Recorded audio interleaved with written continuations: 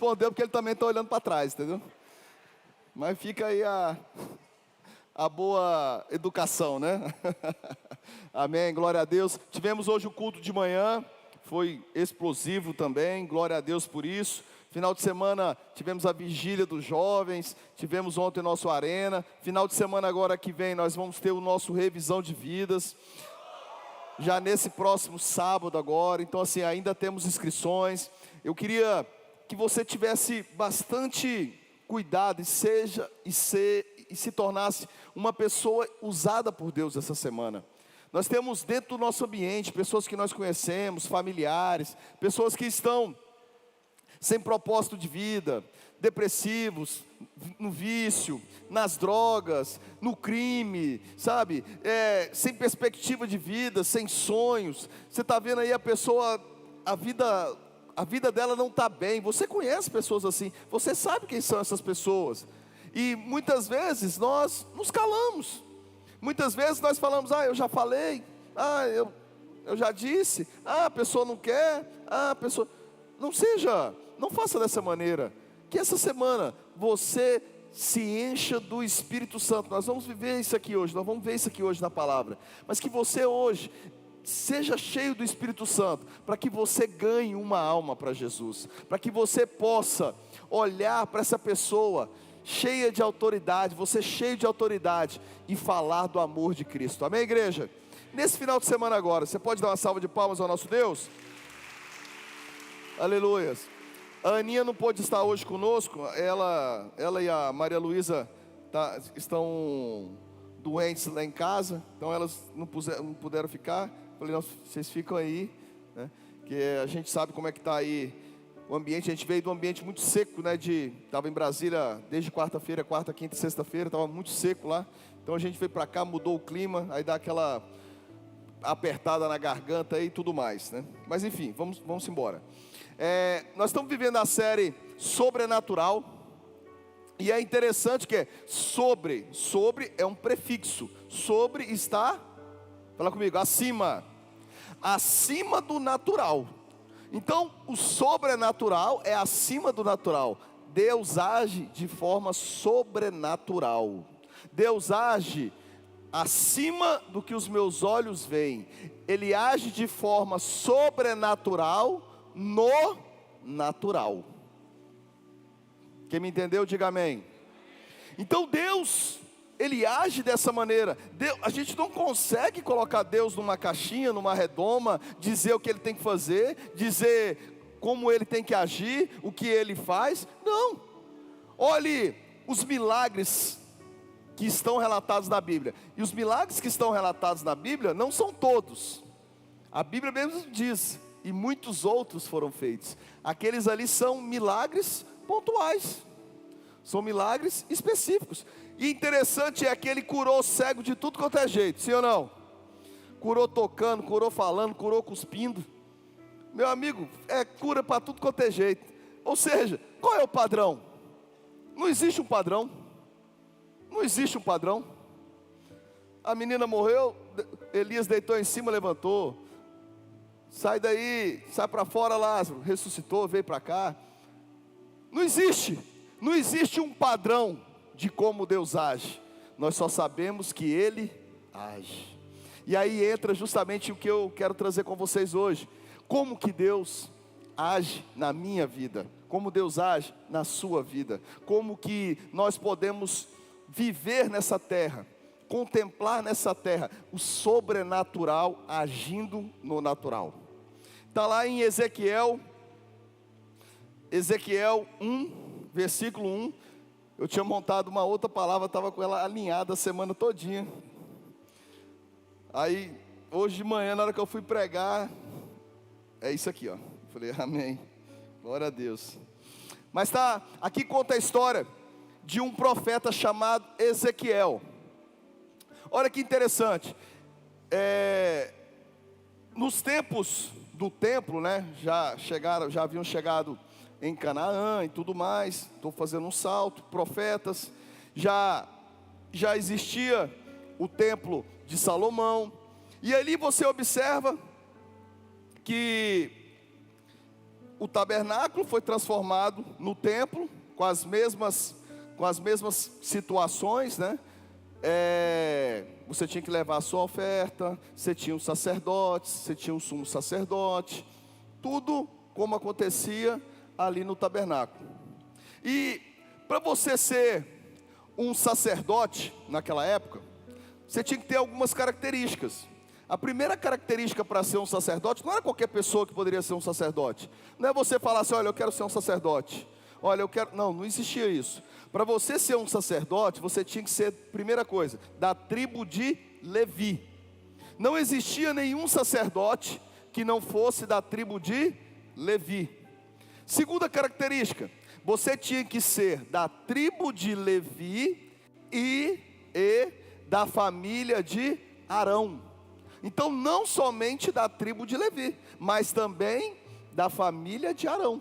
Então o sacerdócio era algo que era transferido de pai para filho. Fala comigo, de pai para filho. Então você não tinha escolha. Se você nasceu com essas características, você já era condicionado a ser sacerdote. Não tinha rebelião, não tinha nada. Era sacerdote.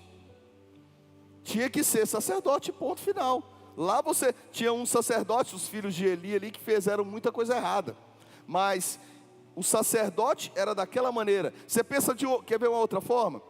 Hoje, todos nós aqui, a grande parte, claro, sabe ler, sabe escrever.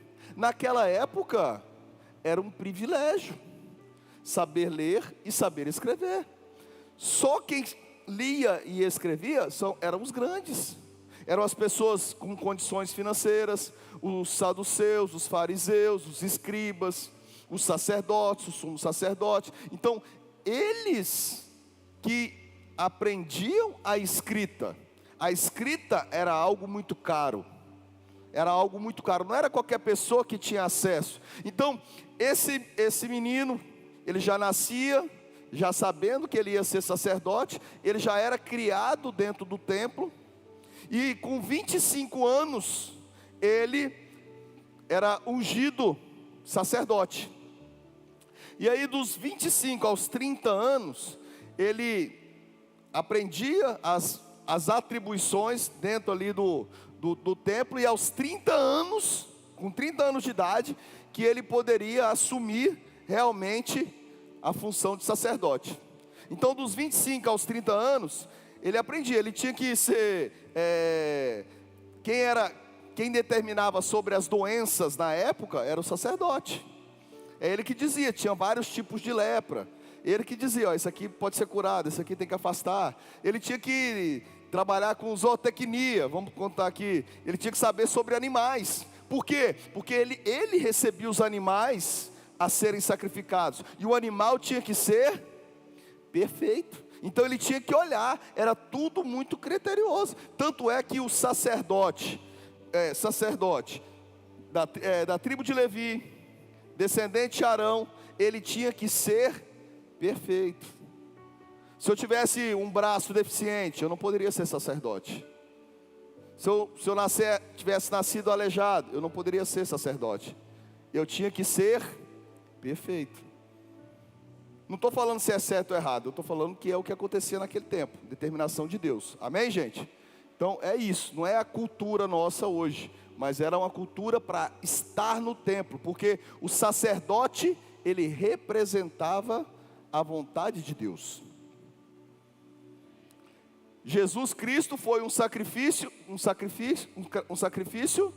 perfeito. Foi perfeito.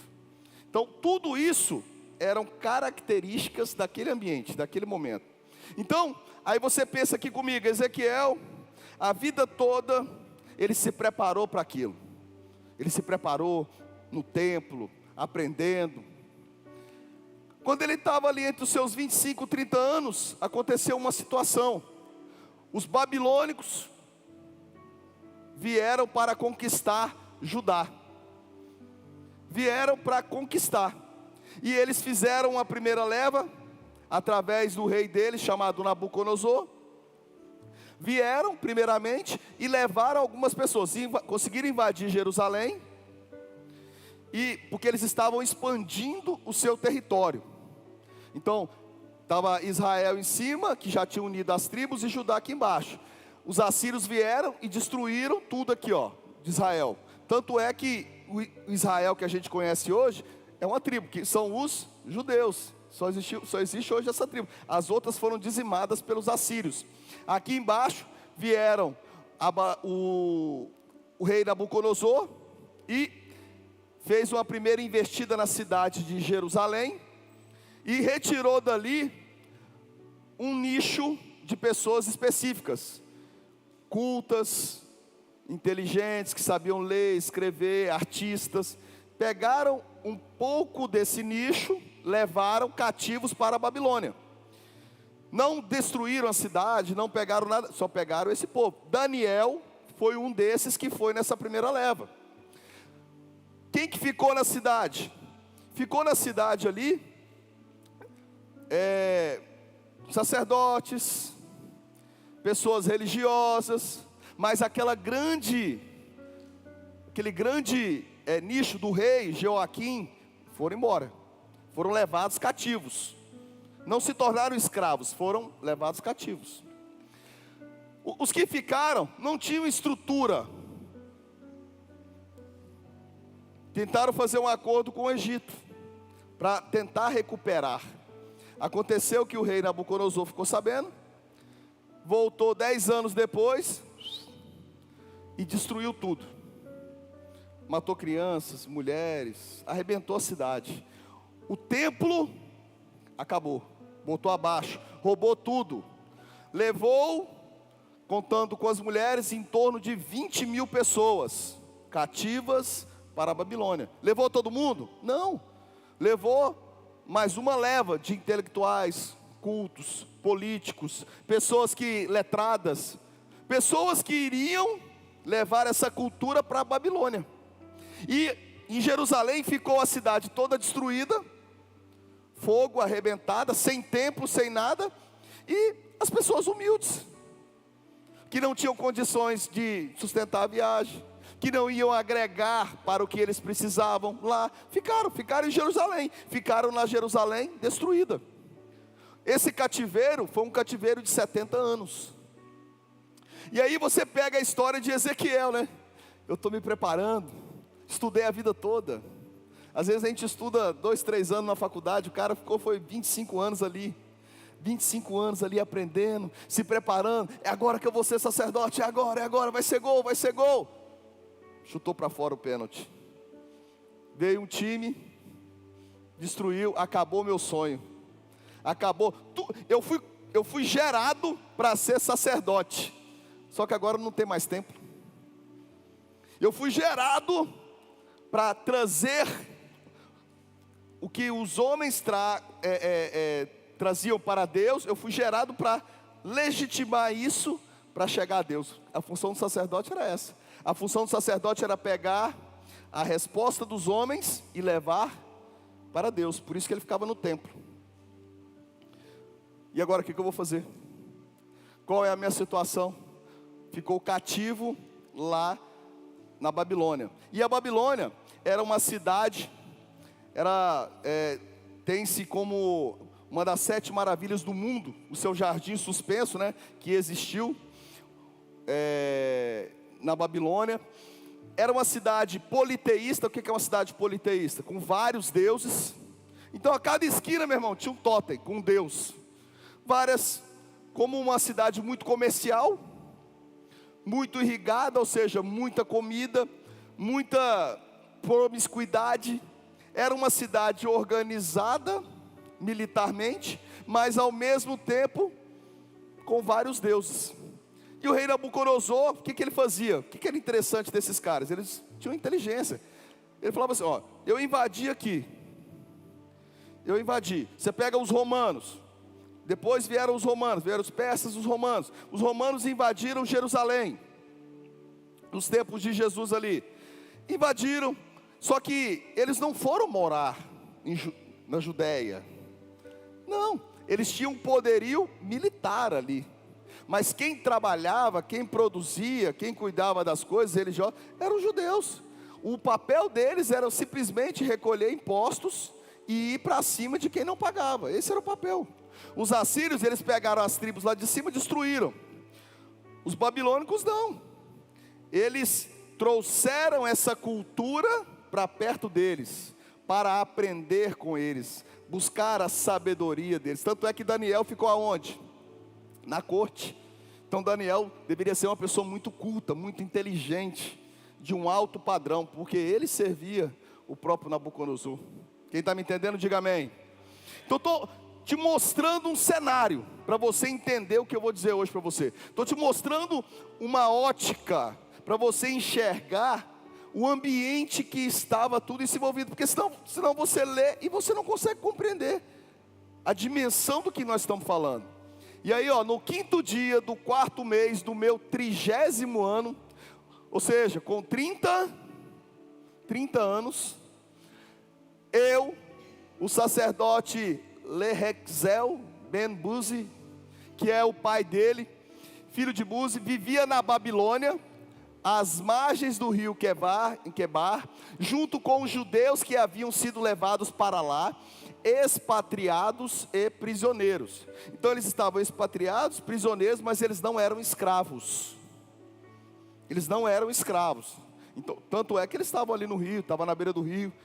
Eles foram levados cativos, só que não tinha como voltar, eles não podiam voltar. Existia todo um aparato militar. Você vai viver aqui, você vai conviver com a gente, você vai produzir aqui na terra, você vai produzir aqui, vai gerar impostos e vai nos pagar. Vai trazer a tua cultura, nós vamos aperfeiçoar e vamos embora. Junto com os judeus que haviam sido levados para lá, expatriados prisioneiros, e aconteceu que os céus se abriram, e eu tive visões de Deus. Quero ouvir um amém. 2, quando tudo isso aconteceu, fazia 5 anos que o rei Joaquim estava no cativeiro babilônico, ou seja, na primeira ida, juntamente com Daniel. Foi no 5º dia do 4º mês, do 5º ano de exílio. E eis que a palavra de Yahvé, o Senhor, veio a Ezequiel, filho do sacerdote Buzi, junto ao rio Quebar, na terra dos caldeus. Ali a mão do Eterno esteve sobre ele.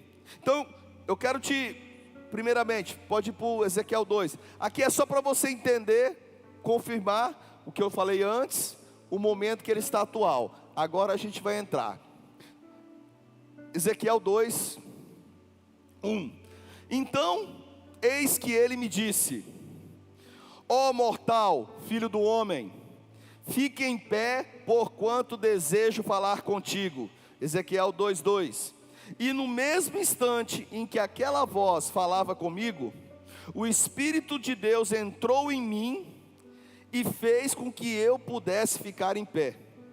Então prestei atenção às palavras daquele que falava comigo. Ele prestou atenção nas palavras daquele que falava com ele.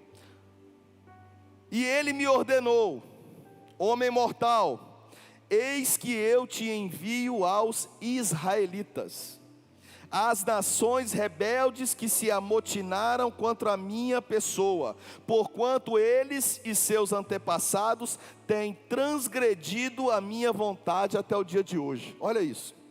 Então Deus convoca Ezequiel para ser agora não um sacerdote, mas ser um, fala comigo, profeta. Mais alto, profeta.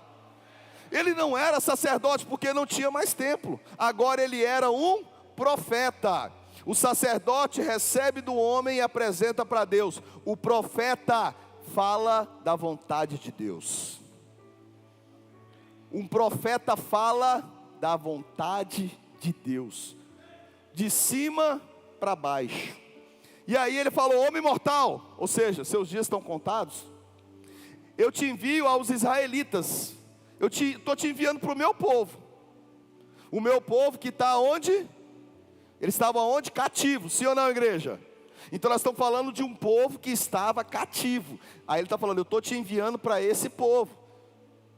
Ezequiel morreu lá na Babilônia. Ele não voltou não, ele morreu na Babilônia.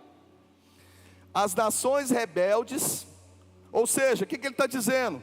Não foi Nabucodonosor que conquistou Jerusalém, foi Deus que permitiu. Vou repetir, foi Deus que permitiu que Nabucodonosor conquistasse Jerusalém, conquistasse a terra, levasse eles cativos. Por quê? Porque eles perderam isso, ó. Eis que eu te envio aos israelitas, rebeldes. Rebelde é aquele que faz o que quer. Se vocês se amotinaram, ou seja, fizeram grupinhos ainda contra mim, porquanto eles e seus antepassados têm transgredido a minha vontade até o dia de hoje. Então, estavam em casas, nas suas casas em Jerusalém, transgrediram, rebeldes, tirou, foram para o exílio, assim ó, tomaram a rasteira, perderam casa, perderam a sua condição financeira, as suas casas foram destruídas, os seus empregos acabaram, parte da sua família morreu, você foi para o exílio, pensou assim, pior que tá não fica, né? Pior que tá não fica, e estava ficando, e estava continuando a ficar, e a coisa não melhorava, a dor não estava fazendo o orgulho acabar.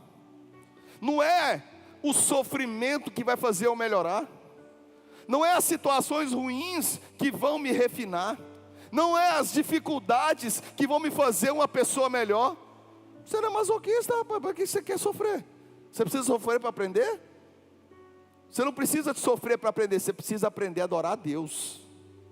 Você precisa aprender a entender o que Deus quer. Aquele povo estava passando por isso pela sua rebeldia. Eles não estavam passando por essa situação porque eram obedientes, gente boa, parceiros, amigos, serviam a Deus em espírito e verdade, não, porque eram rebeldes, faziam o que queriam. 4.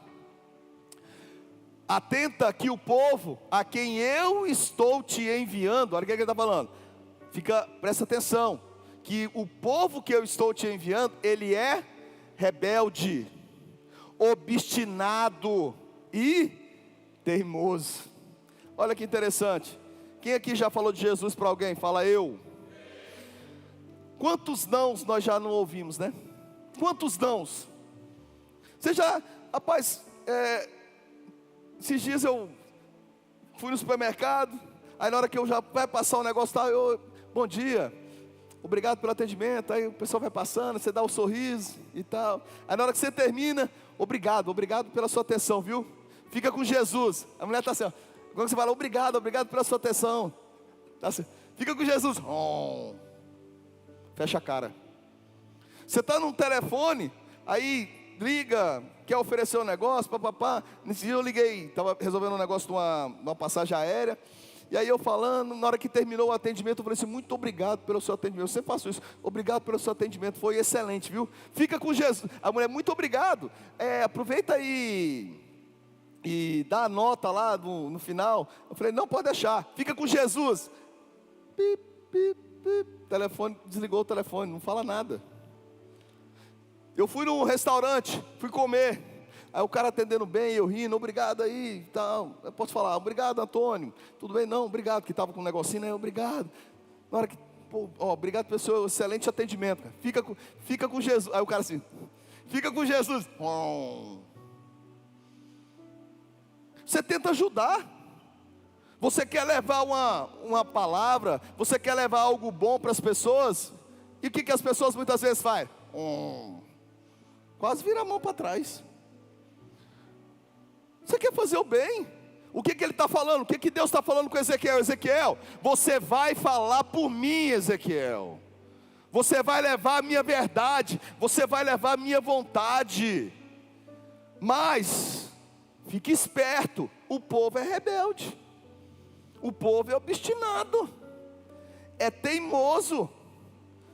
Diga assim, Ezequiel, para eles, assim diz Yahvé, o soberano Deus, versículo 5, sendo assim, quer aquela nação amotinada ouça, quer não te dê atenção, ficará sabendo que um profeta esteve entre a sua gente. Olha que interessante isso. Deus está chamando Ezequiel de profeta, mas ele era... Deus mudou o destino de Ezequiel. A vida toda ele pensou que ele ia ser sacerdote, mas é Deus que conhece os nossos planos. E virou, porque Deus trabalha em nós de acordo com a sua vontade. E olha só o que ele fala: Ezequiel, é para você falar.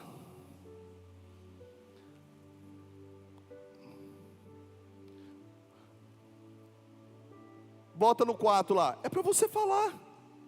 Se vão te ouvir, é problema de quem? Deles. Se não vão te ouvir, é problema de quem? Deles. O seu negócio é falar por mim. O que Deus está nos ensinando? Nós vamos ter uma revisão de vidas. Eu não estou preocupado em receber o sim, eu estou preocupado em não me calar quando eu estou cheio do Espírito Santo. Porque antes disso tudo, o que Deus encheu Ezequiel de quê? Que nós já lemos aqui, do Espírito dele. E Deus o encheu com o seu Espírito, e Ezequiel ficou de pé. Top, né? Deus encheu Ezequiel, e ele ficou de pé. Cheio do Espírito, eu tenho o que falar. Cheio do Espírito, eu sou uma metralhadora de sabedoria. Cheio do Espírito, eu transformo o ambiente. Cheio do Espírito, eu não estou preocupado se vão querer ou não. Eu estou aqui para fazer, como Jesus disse, a vontade de quem me enviou. Aí eu te falo, onde você trabalha hoje? Quem deu? Foi Deus ou foi você? Deus ou você? Quem que é o bonzão? Você ou Deus? Se foi Deus que te deu aonde você está, não se cale. Não se cale. Se Deus te colocou naquele lugar, rapaz, quando eu trabalhava ativamente como personal, eu tinha uns 15 alunos de personal na época. Eu não tinha problema. Eu não chegava para o cara, olha, vamos fazer um supino aqui, ó. Peraí, antes da gente fazer o supino, vamos orar para Deus, para você não machucar. Você acha que eu ia fazer isso? Peraí, vamos orar. Senhor, em nome de Jesus, ele vai fazer aqui, ó, o supino aqui, ele não vai se machucar. Deus, ele vai fazer aqui a puxada agora, ó, e a corda não vai arrebentar. Você acha que é assim que eu trabalhava? Não, cara. Não. Eu conversava com as pessoas, ajudando as pessoas no casamento delas. Quantos casamentos que não foram arrebentados porque eu estava lá ajudando, eu estava lá orientando. O cara chegava para mim e falava assim, ó, não, conversa comigo aqui, cara, eu sei que você é pastor. Eu falei, sou pastor. O cara chegava lá para mim e falava, ô Alexandre, eu falava, ô pastor. E eu estava nem aí, rapaz. Não estava preocupado com isso não. Sabe por quê? Porque eu sou homem de Deus. Eu represento o reino de Deus. Profeta fala por Deus. O que ele estava nos ensinando é isso aí. Olha, vai ter gente obstinada, vai ter gente que não vai querer te ouvir, mas você precisa ter o quê? Sabedoria. Versículo 5, continue.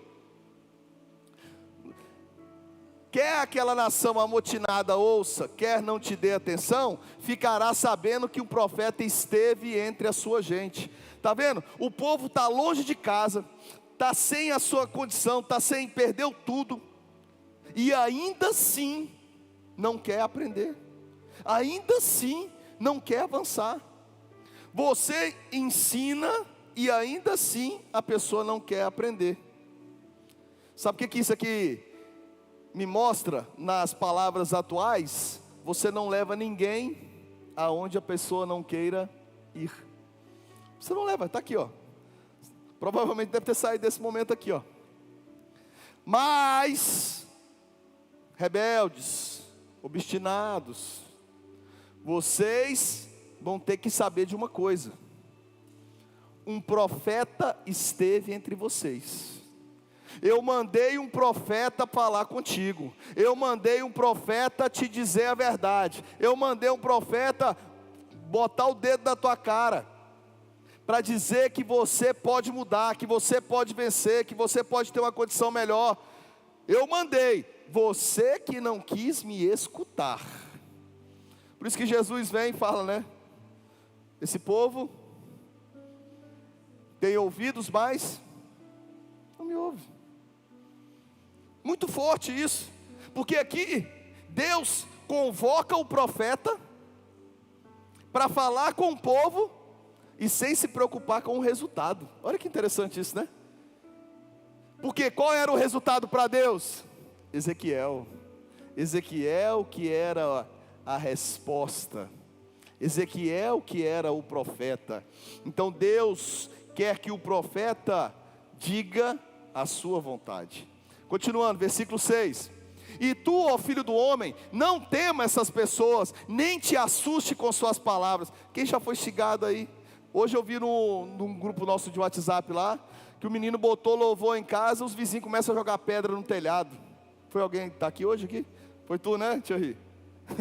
O cara coloca o louvor em casa, os vizinhos plá, plá, plá, começam a jogar pedra. Está quase lá jogando a pedra, mas a igreja... Acontece. Você quer ajudar, você quer fazer o bem, e não vão entender, faz parte. Não te assustes, não te intimides, ainda que a sarça e espinheiros te cerquem, e habite entre escorpiões. Não tema as suas respostas nem questionamentos, tampouco apavores ao ficares diante desse povo revoltoso. Portanto, eis que tu lhes pregarás a minha palavra. Quero ouvir um amém? Tudo o que eu te disser, quer te ouçam, quer não te deem atenção, porquanto são mesmo indomáveis. Se você fala da palavra, e isso é interessante, hein? Porque as pessoas às vezes falam assim, nossa, os dias atuais estão horríveis. Gente, sempre foi assim.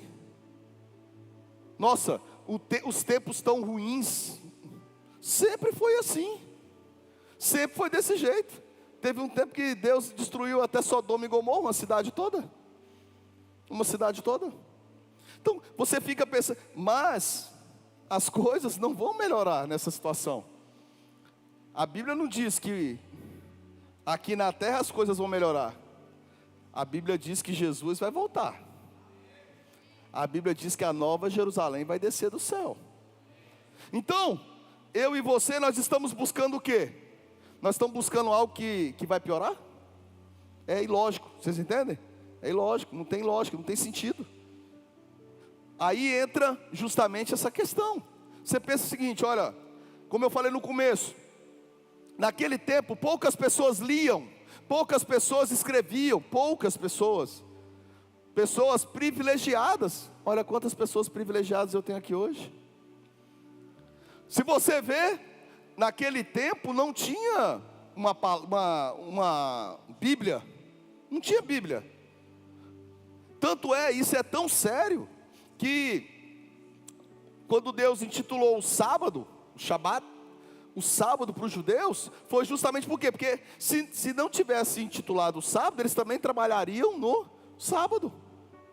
Teriam que trabalhar. E aí você pensa o seguinte, um povo que não tem entretenimento, não tem televisão, não tem Netflix, não tem isso, não tem aquilo, não tem jogar futebol depois que sair, não existe isso, não tem nada disso. Eu não tenho instrução, eu não sei ler, eu não sei escrever, eu chego em casa, o que eu vou fazer?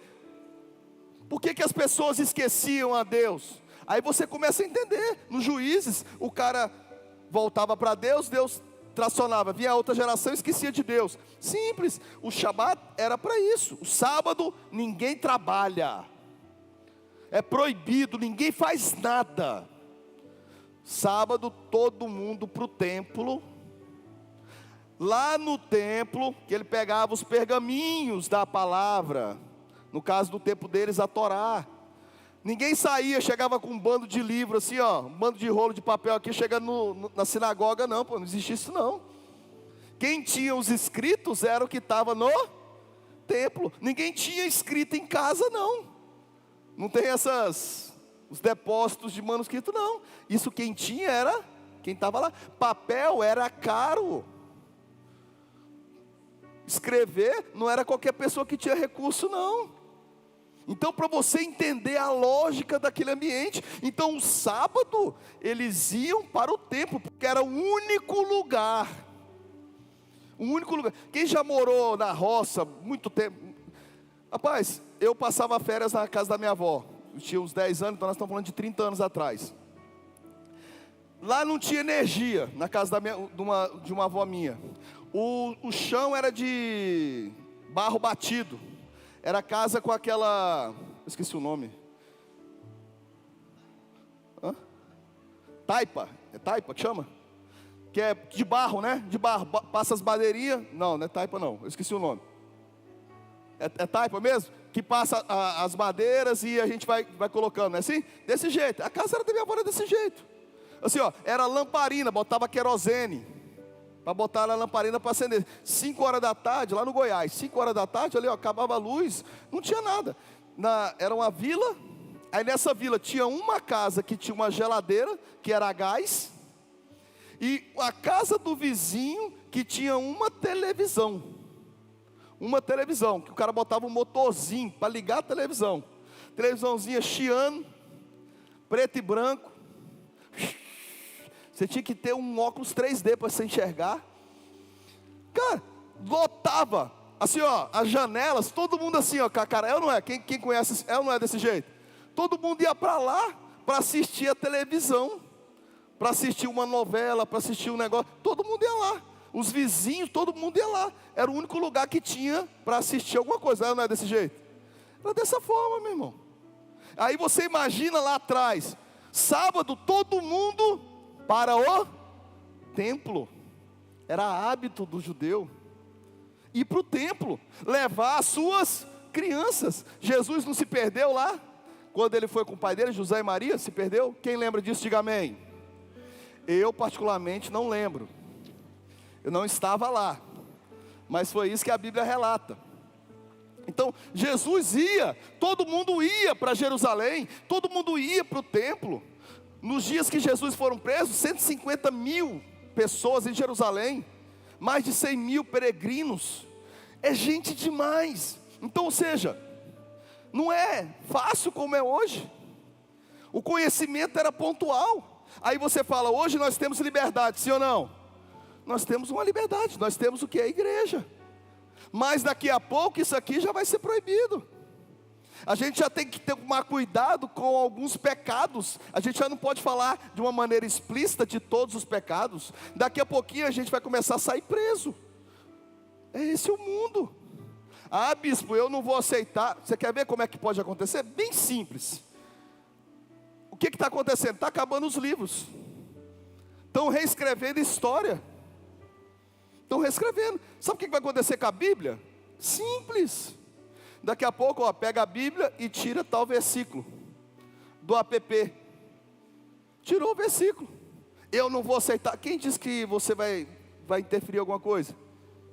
Se tirar a Bíblia hoje de você aí, ó, do app. Se tirar a Bíblia de você hoje aí, como é que você lê a Bíblia? Ah, eu tenho o meu tijolão em casa. Tira o tijolão da sua casa. Como é que você vai saber o que é a verdade de Deus? Como é que você vai saber? Ah, eu assisto na internet. Vamos aqui pensar. As pessoas, você acha que o que vai acontecer, meu irmão? Isso é fato, é isso que vai acontecer. A Bíblia, essa Bíblia que a gente conhece, ela vai ser alterada. Pode brigar, pode bater, pode fazer não sei o quê. O cara simplesmente muda o aplicativo e acabou. Aí vai ter Bíblia que vai tirar determinado pecado. Vai ter Bíblia que vai tirar determinado outro tipo de pecado. Você já não está vendo igreja desse jeito, sim ou não? Retirando determinados tipos de pecado. Você acha que isso vai acontecer? A cada momento vai acontecer. A cada momento. A situação já está acontecendo. Então, bispo, se já vai tudo arrebentar, o que eu vou fazer? Eu e você tivemos já a nossa grande bênção. Quem já recebeu a sua grande bênção, diga amém. Qual é a sua grande bênção? Isso. A salvação é a grande bênção. A partir daí é lucro. Aí eu te falo, por que nós estamos investindo no departamento Kids? Porque aqui ó, daqui uns anos, ou décadas, não vai estar, o cara muda o app aqui ó, muda o aplicativo, a partir de agora a Bíblia é desse jeito. Não, mas eu quero olhar, vai ter um livrinho lá guardado, mas a Bíblia é desse jeito. E se você falar na internet que a Bíblia é assim, assim, assim, assim, o que faz com você? Corta a tua voz, acabou. E você vai reclamar para quem?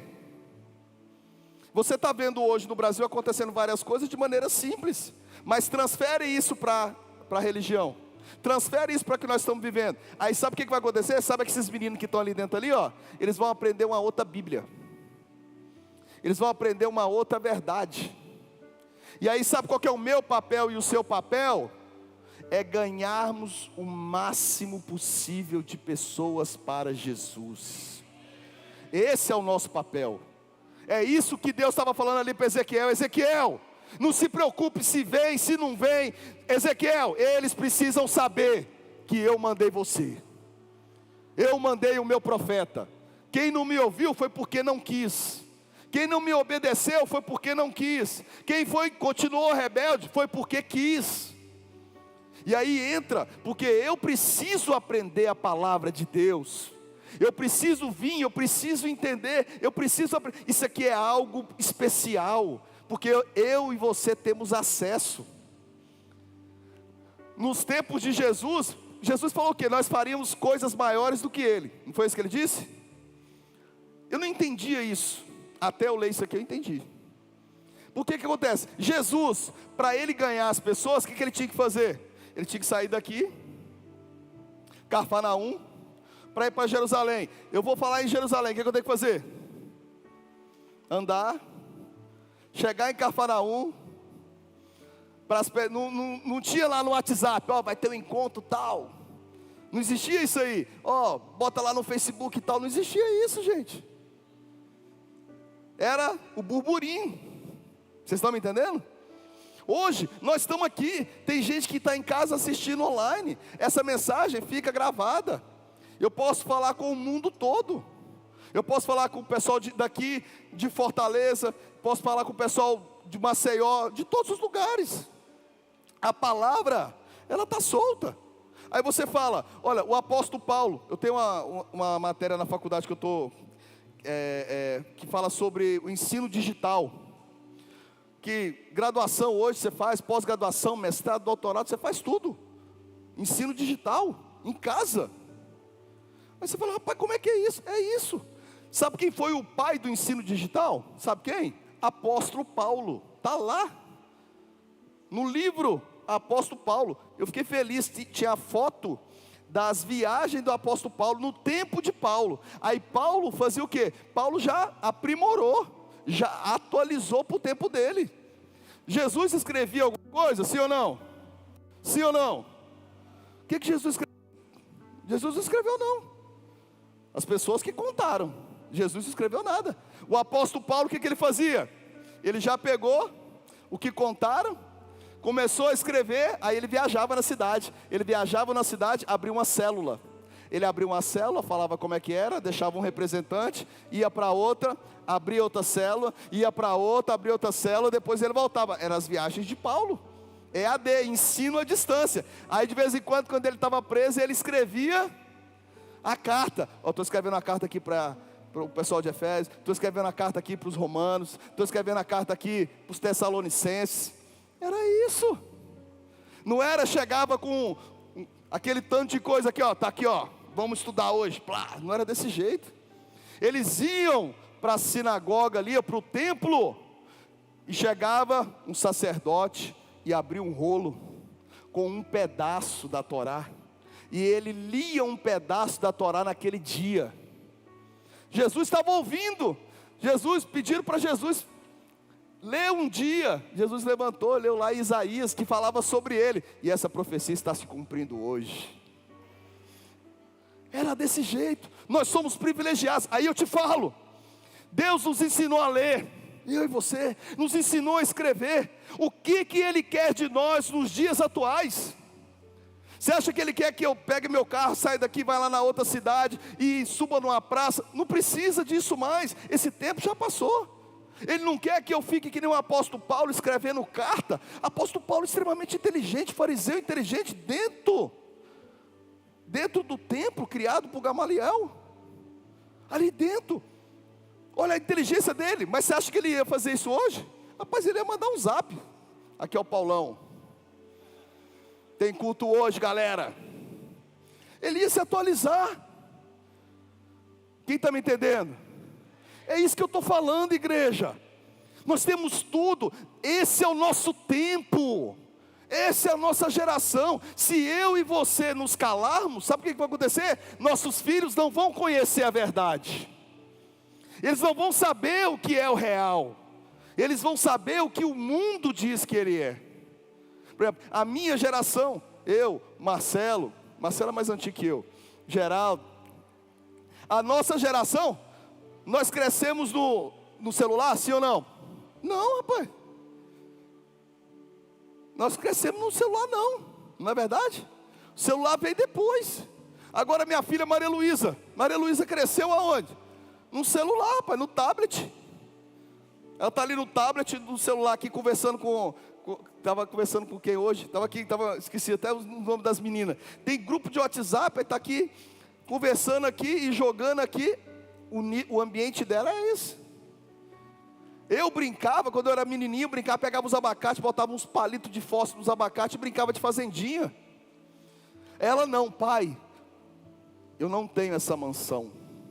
Falei, que mansão, filha? Essa mansão aqui, ó. Aí eu compro uma mansão para ela, no jogo. Tu acredita nisso? Aí daqui a pouco ela chega para mim e fala assim, pai, olha esses móveis, tanto que são lindos. Falei, filha, legal.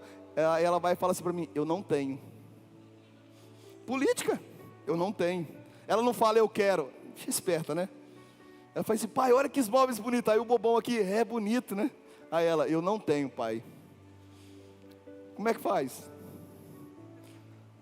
Então o mundo dela não é eu brincar no abacate. A Aninha cresceu com a mãe ensinando a costurar boneca. Costurar boneca. Quem já brincou de costurar boneca aí? As mulheres, né? Pelo amor de Deus. Costurar boneca. Hoje tem 10 bonecas. Antigamente uma boneca já era tudo. Vocês estão me entendendo? Esse é o nosso nível, esse é o nosso ambiente, é isso que Deus deu para nós, esse é o nosso tempo. Ele nos ensinou a escrever, Ele nos ensinou aqui, ó, a ler. Tem acesso à palavra, mas o que vai acontecer é que essa palavra vai mudar. Ela vai mudar. Ela está mudando. E se a gente não estiver atento, nós vamos estar pregando tudo, menos Jesus Cristo. Nós vamos estar falando de emocional, nós estamos falando de sentimento, nós vamos estar falando de prosperidade, mas nós não vamos estar falando mais de Jesus. Foi que nem eu comecei, eu quis provocar isso na igreja. Quando eu falei do sacerdote, o sacerdote tinha que ser perfeito. Eu tenho certeza que quase todo mundo falou assim, nossa, preconceito. Não é preconceito, cara. É o que Deus determinou. Deus determinou, cada um tem seu papel. Você pode ir para o templo, você pode fazer isso, você pode fazer aquilo. Sim, mas para fazer essa atribuição, tem que ser dessa maneira. Olha, eu quero ser médico, eu quero ser engenheiro, eu quero ser isso. Não é só querer não, meu irmão, tem que estudar. Tem que pagar o preço. Querer, todo mundo quer um bando de coisa, mas você precisa pagar o preço. Olha lá, continue, versículo 8. Contudo, tu, ó filho do homem, ouve o que eu te falo. Ou seja, presta atenção em mim. Não sejas como esse povo insubmisso. O que a gente vê hoje? Insubmissão é o que mais tem. Quem é dono de empresa, vê demais a insubmissão. Quem é funcionário, fala mal do chefe, não se porta, sente de qualquer jeito, não fala obrigado, não pede licença, extremamente mal educado, entra nos ambientes, não fala com as pessoas. Isso é o que é insubmissão. Vai na escola, é revoltado com o professor, vai no banheiro, picha tudo. Ainda tem uns endemoniados ainda que picha na cadeira assim, ó, Jesus é o Senhor e Salvador. É um endemoniado um cara desse. Estragando o ambiente, desrespeitando o professor, desrespeitando a professora. Cara, em submissão. Em submissão. Abre a tua boca, ele está falando para Ezequiel. Ezequiel, abre a tua boca e come o que eu te ofereço como alimento. O que tem que nos alimentar é o que vem do altar, é o que vem de Deus. Continue. Em seguida olhei e observei a mão de uma pessoa que se estendia na minha direção, e eis que ela trazia consigo um cefé, um rolo, aquilo que eu estava falando, o rolo de um livro escrito, versículo 10. Então ele desenrolou o livro diante de mim, e em ambos os lados do rolo estavam registradas palavras de lamento, pranto e muita dor. Lembra que eu preguei uns dias para trás que eu falei? Nem sempre a palavra vai te fazer rir, nem sempre a palavra vai te alegrar, mas a vontade de Deus, ela é boa, perfeita e agradável. O que ele está falando? Olha, viva isso. E ele, no versículo 3, o capítulo 3, versículo 1, e ele me disse mais: filho do homem, come tudo, come tudo, come tudo, aprende tudo, suga tudo. Provérbios 25, 2, a grandiosidade dos homens a grandiosidade dos reis é encobrir as coisas, a do homem é descobri-las. Filho do homem, come tudo quanto está nesse livro. Eu como, e o que ele fala? Depois vai pregar à nação de Israel. Pensei que eu ia ouvir um amém. 2. Então eu abri a boca e ele me deu o rolo para comer. E acrescentou: filho do homem, alimenta-te deste livro que estou lhe dando, e enche o teu estômago com ele. Em seguida eu o comi, e eis que o seu paladar em minha boca era doce como mel. Logo depois ele me ordenou: filho do homem, vai agora mesmo à nação de Israel e prega-lhes as minhas palavras. Você está aqui na igreja, ou você é sacerdote ou você é profeta. Você é profeta, cara. É isso que Deus tem para nós. O templo acabou, o templo foi destruído. É o tempo da igreja. Não é o tempo do Éden, não é o tempo do tabernáculo, não é o tempo do templo de Salomão. É o tempo da igreja. E qual é o próximo tempo? A Nova Jerusalém. Esse é o processo. Nós estamos vivendo o tempo da igreja. Por isso que o apóstolo Paulo, desesperado, saía para pregar, para escrever, para instruir, para ensinar. As igrejas dando problema, sempre vai dar problema, normal. E ia dando problema, ele faz desse jeito, faz dessa forma, corrige isso. Os discípulos são meus. Não, peraí, tem que circuncidar o cara. Não, judeu quer circuncidar, circuncida. É a sua cultura, continua. Agora quem não é judeu não precisa circuncidar não, só se você quiser. Ele separou a cultura de Jesus Cristo. Jesus Cristo não é uma cultura, Jesus Cristo é a nossa vida, é o porquê de estarmos aqui. A igreja que nós conhecemos, ela veio dessas cartas. E a nossa geração pôde contemplar a tecnologia aprimorando, os livros se juntando, uma inteligência de colocar em versículos. Você acha que via em versículos? Não, cara, era um livro. Assim, vou escrever um negócio aqui, leva essa carta lá para Efésios. Aí a carta ficou lá. Aí depois de tantos anos passou para cá, depois passou para cá, passou para cá, foi juntando. Os escribas, outras pessoas iam e reescrevendo. Não precisa aprender isso aí. Aí eu te falo, para a igreja chegar até onde ela chegou hoje, A igreja precisa de 3 coisas. 3 coisas. Eu recebi um vídeo, vou mandar para vocês ontem, de uma igreja nos Estados Unidos, uma das igrejas mais antigas lá. A igreja dizendo que iria fechar. Sabe por que a igreja ia fechar? Quem viu esse vídeo aí? Acho que ninguém viu não, né? Você viu o vídeo? Por que a igreja ia fechar? Porque não tinha membros. Não tinha mais pessoas. A igreja teve que fechar porque não tinha mais pessoas. É uma vergonha, sim ou não? Por que a igreja fecha? Porque não tem pessoas. Porque não tem ninguém pregando. Se não tem ninguém pregando, é porque não tem ninguém comendo a palavra de Deus. Se não tem ninguém comendo, é porque ninguém está ouvindo a voz de Deus. Se não tem ninguém ouvindo a voz de Deus, é porque a pessoa não está com o Espírito Santo. E se não está com o Espírito Santo, não consegue ficar de pé. É só ir para trás, voltando. Um pilar de uma igreja, pessoas, vidas. Sem pessoas, não tem por que ter igreja. Não existe igreja sem pessoas.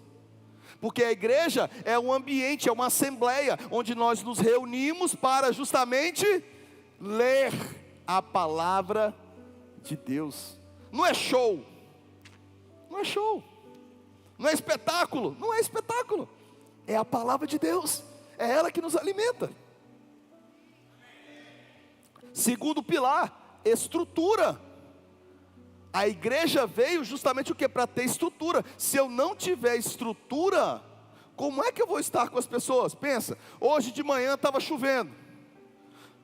Quem estaria ali do lado de fora, ali na rua, num culto, chovendo? Quem que estaria aqui? Nenhum abestado. Sim ou não? Ninguém, cara. Ninguém é doido, vou ficar na chuva ali para quê? Então precisamos de estrutura. Por isso que o apóstolo Paulo ia e abria as igrejas. Ele começava nas casas das pessoas. Ele não chegava lá, ô Efésios maravilhosa, vamos alugar um salão?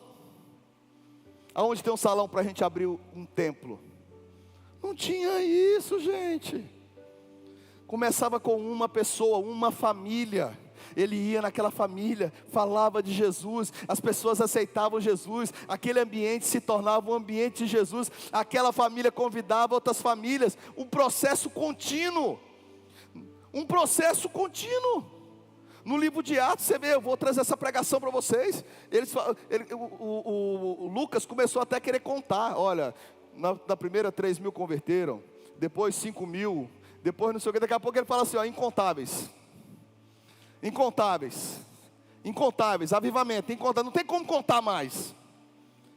Estrutura, a gente precisa de estrutura. Os nossos kids ali estão ouvindo a palavra, aprendendo da palavra. Por que nós estamos nessa guerra, nessa luta, insistindo, ensinando? Porque eles precisam aprender a palavra de Deus.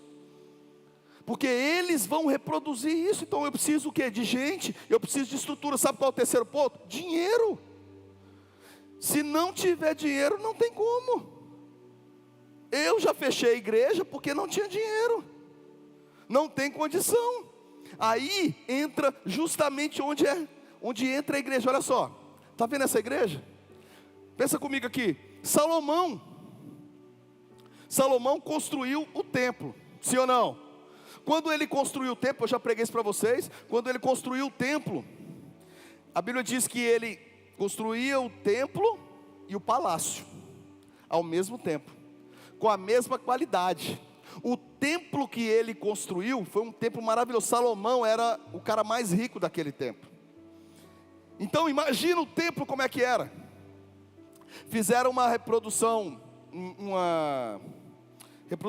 reproduziram a menorá, que é aquela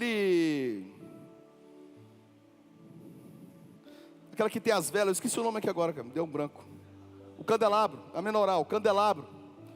Pegaram a réplica de um candelabro, igual o que tinha no templo, com os dizeres e tudo mais.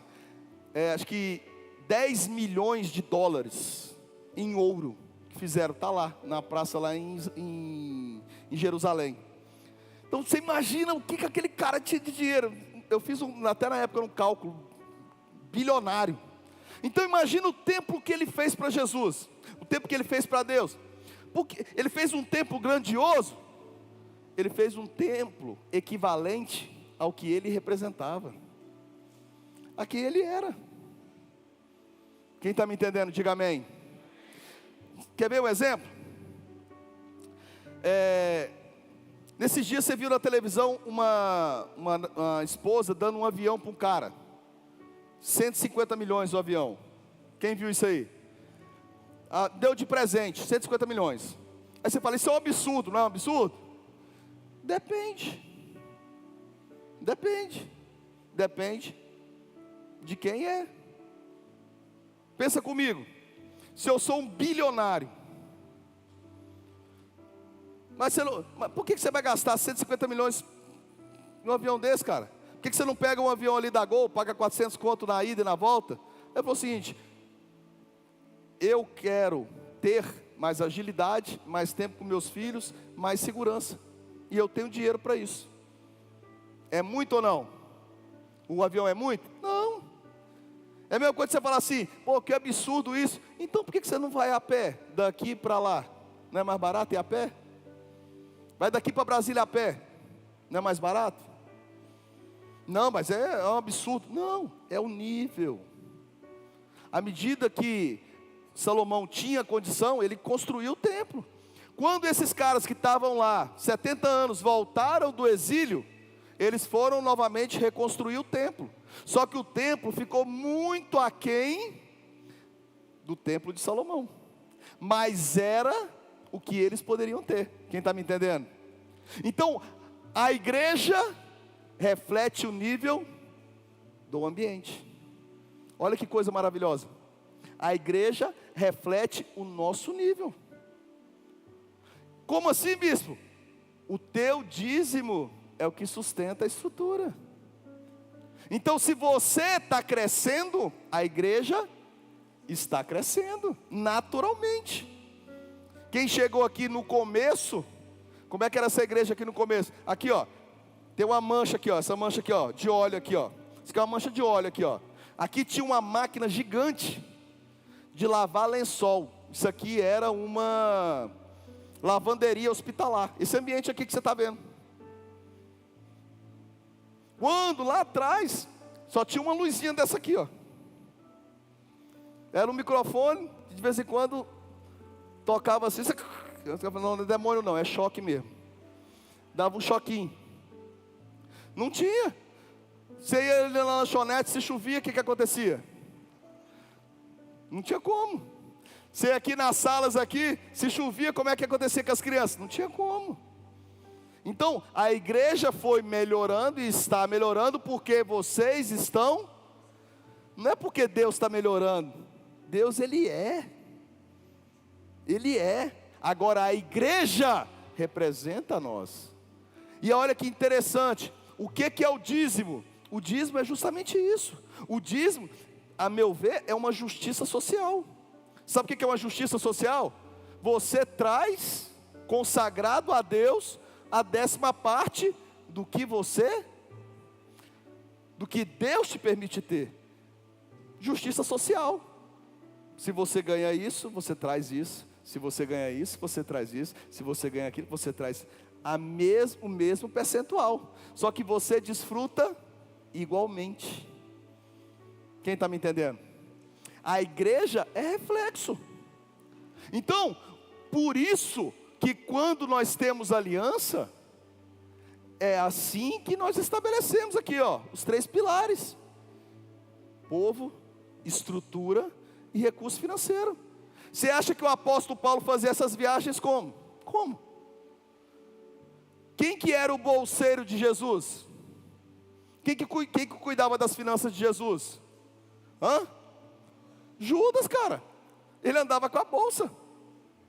O dia que a mulher foi jogar um perfume, Jesus falou: não, rapaz, me dá isso aqui, vamos guardar aqui, vamos vender. A gente poderia ajudar tantas e tantas pessoas. A igreja, olha aqui para mim, gente, pelo amor de Deus. A igreja ela é um ambiente onde nós nivelamos todos. Todo mundo é nivelado aqui, ó. Deus nos uniu nesse ambiente. Ele dá a mesma palavra para todos, sim ou não? A palavra não está baseada no seu dízimo, no percentual, se você ganha mais ou menos. A palavra é para todos. Você senta na cadeira que todo mundo senta. Você bebe a água no bebedouro que todo mundo bebe. Você vai lá no banheiro que todo mundo vai. Não tem privilégio, é uma justiça social. Aqui todos nós somos iguais. O que Deus faz? Olha, esses são os tempos atuais. Nós não estamos vivendo aquele tempo lá atrás. Esses são os tempos atuais. Nós temos que nos adaptar com os tempos atuais. Nós trabalhamos fora. Nós crescemos fora. Aí você acha que a minha oração, a minha e da minha esposa, é para que Deus mande um grande empresário para trocar nossas cadeiras, que nós vamos trocar essas cadeiras. Vamos botar umas cadeiras boas.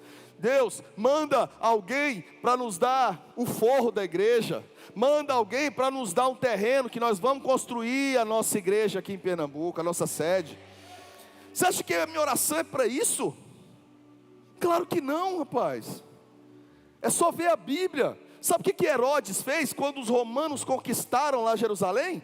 Ele viu uma fragilidade, pegou aquele templo pequenininho que eles tinham construído, menor que o templo de Salomão, e ele fez algo 2 vezes maior do que o templo de Salomão.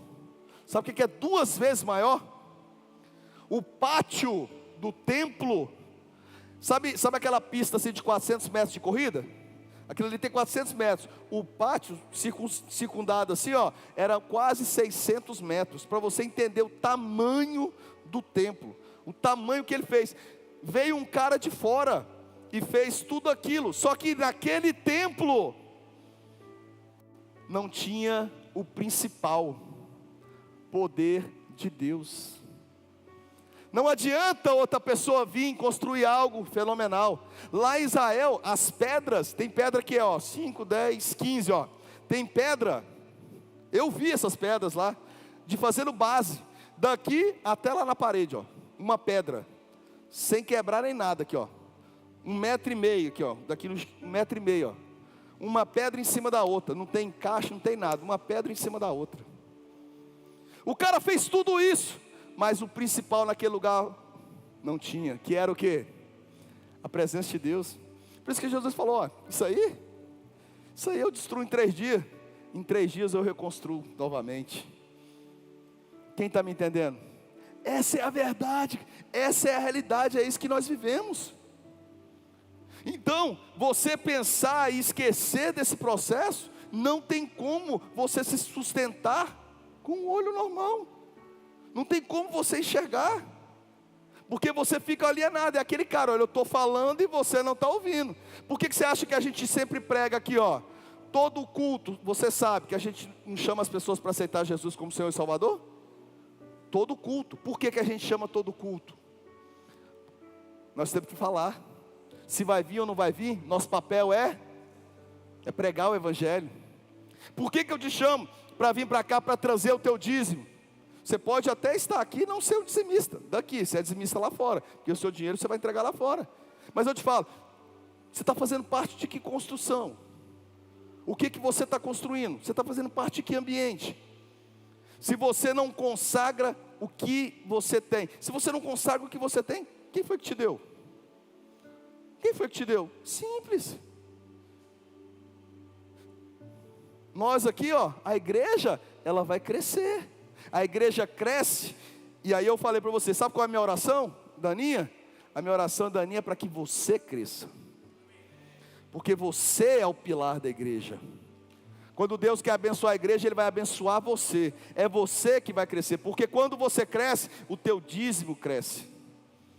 Quando o teu dízimo cresce, a gente consegue fazer mais coisas pela igreja. A gente consegue avançar mais a igreja. A gente consegue melhorar mais a estrutura da igreja. E olha, não é peso, não é culpa, não é dedo apontado. É para você entender. Você entender. É para você fazer parte. A minha oração é essa. Por isso que você vai crescer. Por isso que Deus me falou, quando eu vim para cá. Eu falei assim: Deus, manda os grandes, manda os grandes. Deus falou para mim: você já os tem, ensine-os. Nós estamos cheios de gente aqui, ó, que está crescendo dentro da igreja, que não era ninguém, está crescendo, que não tinha condição e hoje tem condição, que não tinha família e hoje tem família, que não tinha emprego e hoje tem emprego. Deus está trabalhando, mas a questão é: não sejam rebeldes, não fuja do que Deus te permitiu fazer. Isso é algo que está aqui. Filho do homem, vai agora mesmo à nação de Israel e prega-lhes as minhas palavras. Você está vendo que hoje, pode subir o louvor, tem várias distorções da palavra de Deus, e já está acontecendo isso. Existem várias distorções, e vai piorar. Por quê? Porque as distorções, elas vêm para adaptar Deus a você, ao que você vive. O apóstolo Paulo, ele saía, pregava, ele usou estratégias diferentes, mas ele nunca mudou a palavra de Deus. E a Bíblia diz: ai daqueles que mudarem uma vírgula sequer da minha palavra. O meu papel e o seu é não sermos egoístas e preocuparmos só conosco. Nós temos que ensinar esses meninos. Nós temos familiares nossos que precisam ainda ouvir de Jesus. Tem pais, mães, tios, primos, amigos, funcionários, chefes que ainda não conheceram Jesus. E nós precisamos fazer que isso aconteça. É uma palavra que precisa mastigar. Mas tem até uma brincadeirinha no Instagram, né? Doce, doce como mel. Quem já ouviu esse velho falando, né? Fecha teus olhos, por favor, igreja.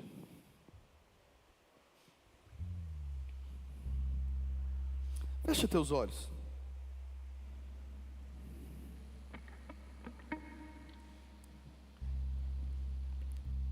Eu vou te fazer uma pergunta, mas tente responder sem justificar. Tente responder sem dar uma desculpa.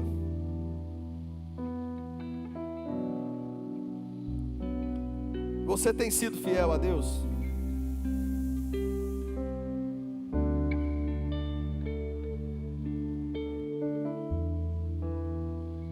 Você tem sido fiel a Deus?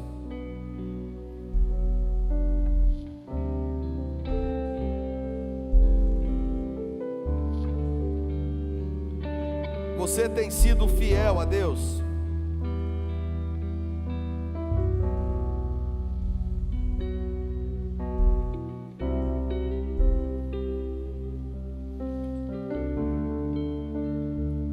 Quero te dar esse momento. O louvor vai tocar, mas eu quero te dar esse momento para você alinhar teu coração com Deus. Se você tiver que pedir perdão, peça perdão. Traga o temor,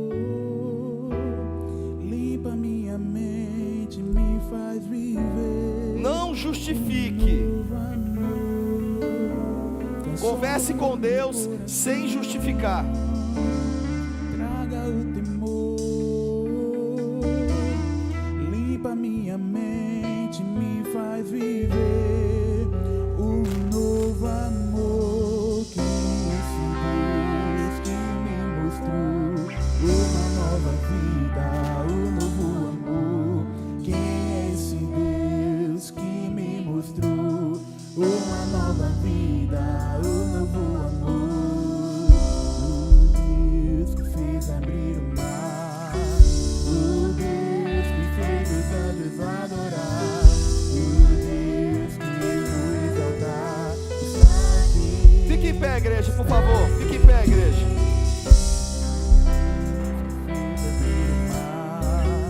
O Deus que fez os anjos adorar, o Deus que eu vou exaltar está aqui. Ezequiel, se você ler o livro todo, nos últimos capítulos, Deus promete que vai trazer a restauração. E ele estava ensinando o povo ali, desde aquele momento: escuta o profeta, escuta o profeta, escuta o profeta, escuta o profeta. Porque ele estava preparando o povo. Vai vir alguém que vai falar por mim lá na frente, que vai salvar vocês. Ele estava falando, preparando tudo isso. Ezequiel morreu no cativeiro, mas o povo voltou para Jerusalém. Nessa volta, passou-se anos, e em Israel Jesus nasceu. E ele viveu naqueles lugares que tinham sido destruídos, mas foram reconstruídos. E naqueles lugares, tudo que a gente conhece na Bíblia aconteceu ali. E através de Jesus, através da decisão de cada um dos profetas que vieram, falando daquele que há de vir, e ele veio, ele nos trouxe novamente a possibilidade de nos conectar com ele. Então não é algo que eu estou fazendo favor, é algo que eu tenho que desejar, é algo que Deus tem que olhar e falar assim: esse coração me agrada, esse coração me agrada, esse coração me agrada, esse coração me honra, esse coração tem aliança comigo, esse coração é obediente. Deus não detesta rebeldes, Deus detesta insubmissos. O mundo hoje não entende o que é lealdade, não entende o que é aliança. O mundo hoje ensina a você ser indivíduo. Mas sabe o que Jesus disse?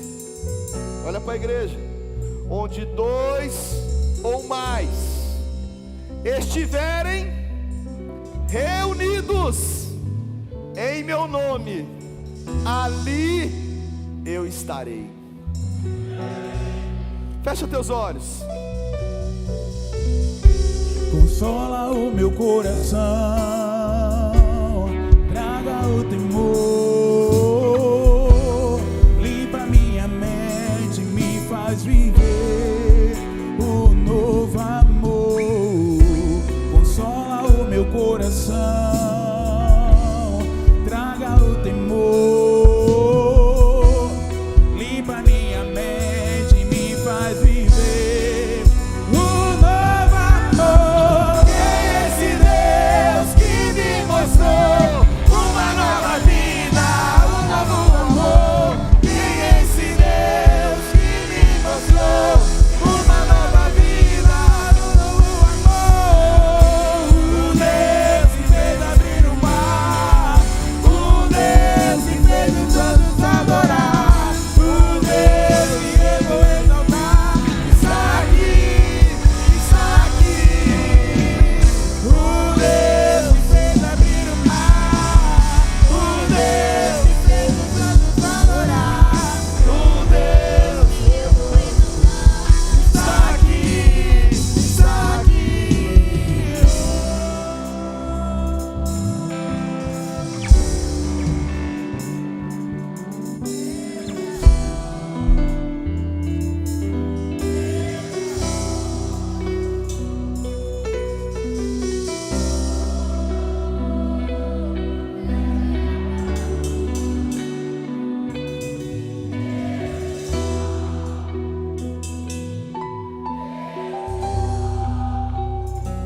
Igreja,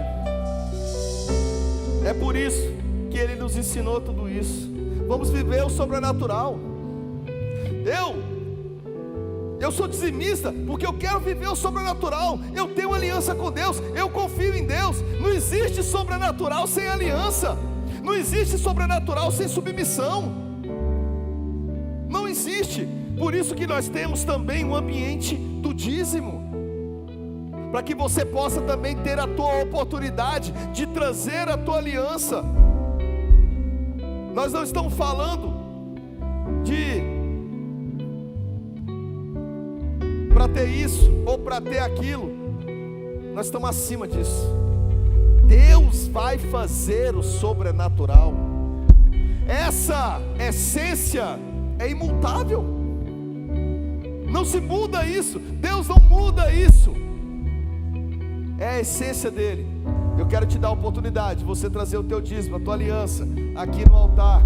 Às vezes você não estava vivendo essa prática, uma das práticas, mas que hoje você mude isso definitivamente. Pode vir aqui ao centro, trazer o teu dízimo. Tem pessoas que fazem através do nosso Pix, está aqui na tela. Você que está na sua casa também da mesma maneira.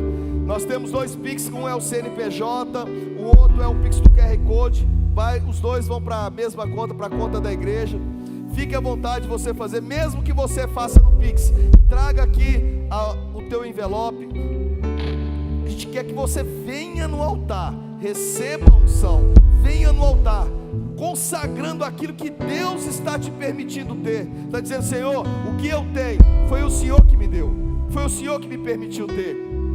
A oferta, ela é algo que eu coloco no altar como uma semente diante da aliança que eu tenho. A oferta é uma multiplicação daquilo que eu não tenho, por isso que eu entrego a oferta. Dízimo, eu trago a 10ª parte daquilo que Deus já me permitiu ter. Quando eu trago o meu dízimo, eu estou dizendo: o que eu tenho foi Deus que me permitiu ter. A oferta é uma resposta a algo que eu ainda não alcancei, e eu preciso de fé para gerar isso na minha vida. Quem vai trazer a tua oferta pode vir nas nossas laterais, é uma prática nossa. Você que é nosso convidado, fique bem à vontade e desafiado a viver isso que nós estamos vivendo. É algo extraordinário. Nós estamos com vários testemunhos, mas o importante é: Deus vai fazer na tua vida, Deus vai multiplicar na tua vida. Nós estamos profetizando esse ano, Deus vai nos fazer crescer 3 vezes. E eu profetizo na tua vida, quem recebe levanta a mão. Eu profetizo na tua vida que o teu dízimo vai crescer 3 vezes mais esse ano, em nome de Jesus. 3 vezes mais em nome de Jesus. Porque a igreja vai avançar, a igreja precisa avançar, a igreja precisa crescer. O nosso Deus, o Deus que abriu o mar, o Deus que abriu o mar, Ele está aqui, Ele está aqui. Quero mergulhar, furioso oceano, vem fluir dentro de mim. Estou me afogando em ti, estou me afogando em ti. Furioso oceano, vem fluir dentro de mim. Estou me afogando em ti, estou me afogando em ti. Estenda tuas mãos para cá, igreja. Senhor Jesus, nós oramos pelos dízimos, pelas ofertas. Nós oramos, Deus, nós declaramos em nome de Jesus, profetizamos que os dízimos crescerão 3 vezes mais. 3 vezes mais. O teu povo será abençoado. Receba essas sementes, elas serão plantadas, multiplicarão a 30, 60, 100 por 1. Em teu nome, Jesus, amém e amém. Você pode dar uma maior salva de palmas na tua vida. O Deus que veio todos adorar, o Deus que eu vou exaltar, está aqui, está aqui.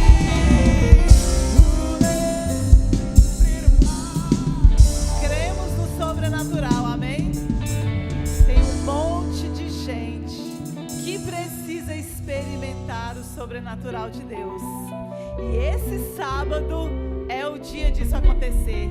Nós teremos o nosso revisão de vidas.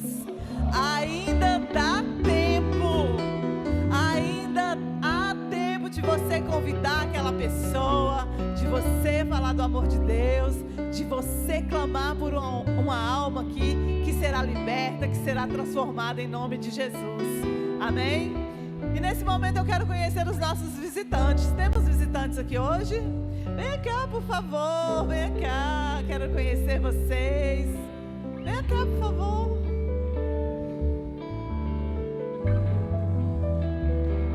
Sejam bem-vindos, tudo bom? Olá, tudo bem? Oi, seja bem-vinda, tudo bom? Que linda, tudo bem? Olha o casal aqui, tudo bem?